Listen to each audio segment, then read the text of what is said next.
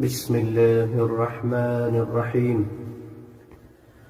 الحمد لله الذي أنزل على عبده الكتاب ولم يجعل له عوجا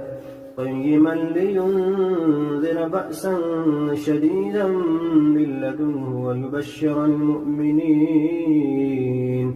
ويبشر المؤمنين الذين يعملون الصالحات أن لهم أجرا حسنا ماكثين فيه أبدا وينذر الذين قالوا اتخذ الله ولدا ما لهم به من علم ولا لآبائهم كبرت كلمة تخرج من أفواههم إن يقولون إلا كذبا فلعلك باخع نفسك على آثارهم إن لم يؤمنوا بهذا الحديث أسفا إنا جعلنا ما على الأرض زينة لها لنبلوهم أيهم أحسن عملا وإنا لجاعلون ما عليها صعيدا جرزا أم حسبت أن أصحاب الكهف والرقيم كانوا من آياتنا عجبا إذ أوى الفتية إلى الكهف فقالوا ربنا آتنا من لدنك رحمة وهيئ لنا من أمرنا رشدا وضربنا على آذانهم في الكهف سنين عددا ثم بعثناهم لنعلم أي الحزبين أحسن ما لبثوا أمدا نحن نقص عليك نبأهم بالحق إنهم فتية آمنوا بربهم وزدناهم هدى وربطنا على قلوبهم إذ قاموا فقالوا ربنا رب السماوات والأرض لن ندعو من دونه إلها لقد قلنا إذا شططا هؤلاء قومنا اتخذوا من دونه آلهة لولا يأتون عليهم بسلطان بين فمن أظلم ممن افترى على الله كذبا وإذ اعتزلتموهم وما يعبدون إلا الله فأووا إلى الكهف ينشر لكم ربكم من رحمته ويهيئ لكم من أمركم مرفقا وترى الشمس إذا طلعت تزاور عن كهفهم ذات اليمين وإذا غابت تقرضهم ذات الشمال وهم في فجوة منه ذلك من آيات الله من يهد الله فهو المهتد ومن يضلل فلن تجد له وليا مرشدا وتحسبهم أيقاظا وهم رقود ونقلبهم ذات اليمين وذات الشمال وكلبهم باسط ذراعيه بالوصيد لو اطلعت عليهم لوليت منهم فرارا ولملئت منهم رعبا وكذلك بعثناهم ليتساءلوا بينهم قال قائل منهم كم لبثتم قالوا لبثنا يوما أو بعض يوم قالوا ربكم أعلم بما لبثتم فابعثوا أحدكم بورقكم هذه إلى المدينة فلينظر أيها أزكى طعاما فليأتكم برزق منه وليتلطف ولا يشعرن بكم أحدا إنهم إن يظهروا عليكم يرجموكم أو يعيدوكم في ملتهم ولن تفلحوا إذا أبدا وكذلك أعثرنا عليهم ليعلموا أن وعد الله حق وأن الساعة لا ريب فيها إذ يتنازعون بينهم أمرهم فقالوا بنوا عليهم بنيانا ربهم أعلم بهم قال الذين غلبوا على أمرهم لنتخذن عليهم مسجدا سيقولون ثلاثة رابعهم كلبهم ويقولون خمسة سادسهم كلبهم رجما بالغيب ويقولون سبعة وثامنهم كلبهم قل ربي أعلم بعدتهم ما يعلمهم إلا قليل فلا تمار فيهم إلا مراء ظاهرا ولا تستفت فيهم منهم أحدا ولا تقولن لشيء إني فاعل ذلك غدا إلا أن يشاء الله واذكر ربك إذا نسيت وقل عسى أن يهديني ربي لأقرب من هذا رشدا ولبثوا في كهفهم 300 سنين وازدادوا 9 قل الله أعلم بما لبثوا له غيب السماوات والأرض أبصر به وأسمع ما لهم من لدونه من ولي ولا يشرك في حكمه أحدا واتل ما أوحي إليك من كتاب ربك لا مبدل لكلماته ولن تجد من دونه ملتحدا واصبر نفسك مع الذين يدعون ربهم بالغداة والعشي يريدون وجهه ولا تعد عيناك عنهم تريد زينة الحياة الدنيا ولا تطع من أغفلنا قلبه عن ذكرنا واتبع هواه وكان أمره بسم الله الرحمن الرحيم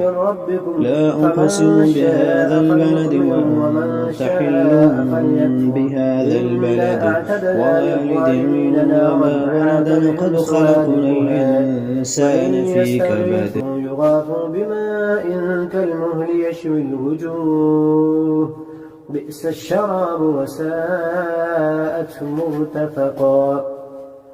إن الذين آمنوا وعملوا الصالحات إنا لا نضيع أجر من أحسن عملا أولئك لهم جنات عدن تجري من تحتهم الأنهار يحلون فيها من أسابر من ذهب ويلبسون ثيابا خضرا من سندس واستبرق متكئين فيها على الأرائك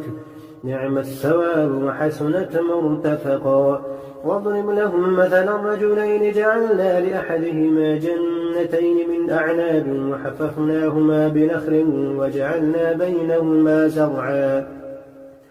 كلتا الجنتين آتت أكلها ولم تظلم منه شيئا وفجرنا خلالهما نهرا وكان له ثمر فقال لصاحبه وهو يحاوره أنا أكثر منك مالا وأعز نفرا ودخل جنته وهو ظالم لنفسه قال ما أظن أن تبيد هذه أبدا وما أظن الساعة قائمة ولئن رددت إلى ربي لأجدن خيرا منها منقلبا قال له صاحبه وهو يحاوره أكفرت بالذي خلقك من تراب ثم من نطفة ثم سواك رجلا لكن هو الله ربي ولا أشرك بربي أحدا ولولا إذ دخلت جنتك قلت ما شاء الله لا قوة إلا بالله إن ترني أنا أقل منك مالا وولدا فعسى ربي أن يؤتيني خيرا من جنتك ويرسل عليها حسبانا من السماء فتصبح صعيدا زلقا أو يصبح ماؤها غورا فلن تستطيع له طلبا وأحيط بثمره فأصبح يقلب كفيه على ما أنفق فيها وهي خابية على عروشها ويقول يا ليتني لم أشرك بربي أحدا ولم تكن له فئة ينصرونه من دون الله وما كان منتصرا هنالك الولاية لله الحق هو خير ثوابا وخير عقبا. واضرب لهم مثل الحياة الدنيا كماء إن أنزلناه من السماء فاختلط به نبات الأرض فأصبح هشيما تذروه الرياح وكان الله على كل شيء مقتدرا. المال والبنون زينة الحياة الدنيا والباقيات الصالحات خير عند ربك ثوابا وخير أملا. ويوم نسير الجبال وترى الأرض بارزة وحشرناهم فلم نغادر منهم أحدا وعرضوا على ربك صفا لقد جئتمونا كما خلقناكم أول مرة بل زعمتم أن لن نجعل لكم موعدا. ووضع الكتاب فترى المجرمين مشفقين مما فيه ويقولون يا ويلتنا ما لهذا الكتاب لا يغادر صغيرة ولا كبيرة إلا أحصاها ووجدوا ما عملوا حاضرا ولا يظلم ربك أحدا. وإذ قلنا للملائكة اسجدوا لآدم فسجدوا إلا إبليس كان من الجن ففسق عن أمر ربه أفتتخذونه وذريته أولياء من دوني وهم لكم عدو بئس للظالمين بدلا. ما أشهدتم خلق السماوات والأرض ولا خلق أنفسهم وما كنت متخذ المضلين عضدا. ويوم يقول نادوا شركائي الذين زعمتم فدعوهم ولم يستجيبوا لهم وجعلنا بينهم موبقا. ورأى المجرمون النار فظنوا أنهم مواقعوها ولم يجدوا عنها مصرفا.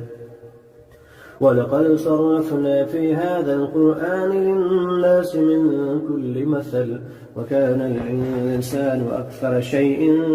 جدلا. وما منع الناس أن يؤمنوا إذ جاءهم الهدى ويستغفروا ربهم إلا أن تأتيهم سنة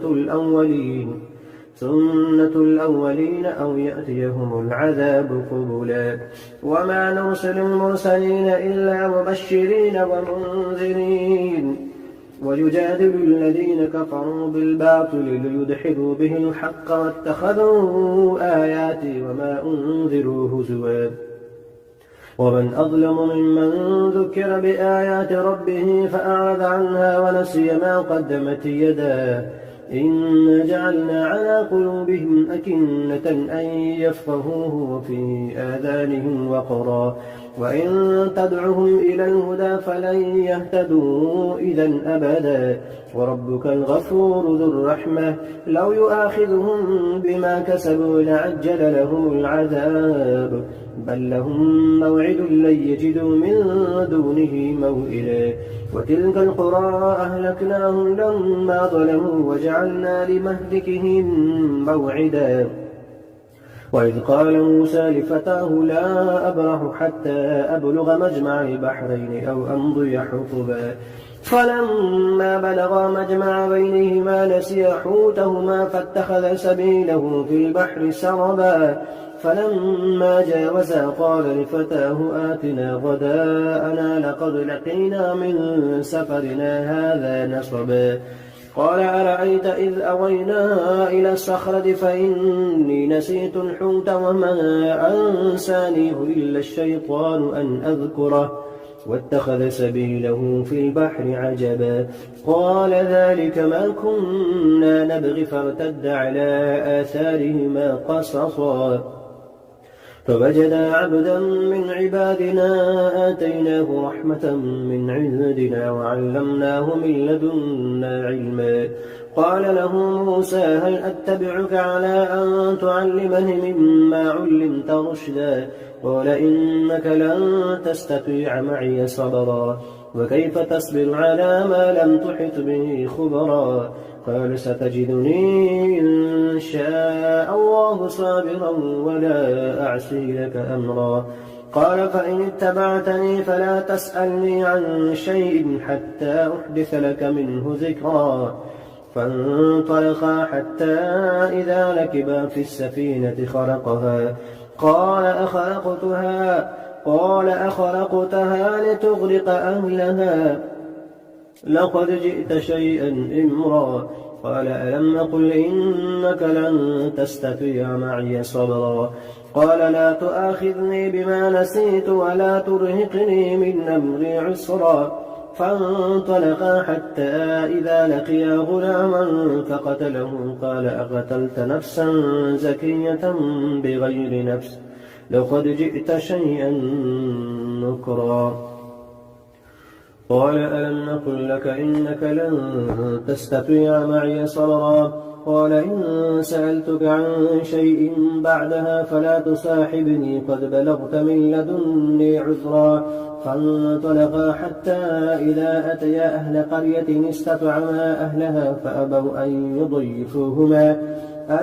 يضيفوهما فوجدا فيها جدارا يريد أن ينقض فأقامه. قال لو شئت لاتخذت عليه أجرا. قال هذا فراق بيني وبينك سأنبئك بتأويل ما لم تستطع عليه صبرا. أما السفينة فكانت لمساكين يعملون في البحر فأردت أن أعيبها وكان وراءهم ملك يأخذ كل سفينة غصبا. وأما الغلام فكان أبواه مؤمنين فخشينا أن يرهقهما طغيانا وكفرا فأردنا أن يبدلهما ربهما خيرا منه زكاة وأقرب رحما. وأما الجدار فكان لغلامين يتيمين في المدينة وكان تحته كنز لهما وكان أبوهما صالحا فأراد ربك أن يبلغا أشدهما ويستخرجا كنزهما رحمة من ربك وما فعلته عن أمري ذلك تأويل ما لم تستطع عليه صبرا. ويسألونك عن ذي القرنين قل سأتلو عليكم منه ذكرا. إنا مكنا له في الأرض وآتيناه من كل شيء سببا فأتبع سببا حتى إذا بلغ مغرب الشمس وجدها تغرب في عين حمئة ووجد عندها قوما. قلنا يا ذا القرنين إما أن تعذب وإما أن تتخذ فيهم حسنا. قال أما من ظلم فسوف نعذبه ثم يرد إلى ربه فيعذبه عذابا نكرا.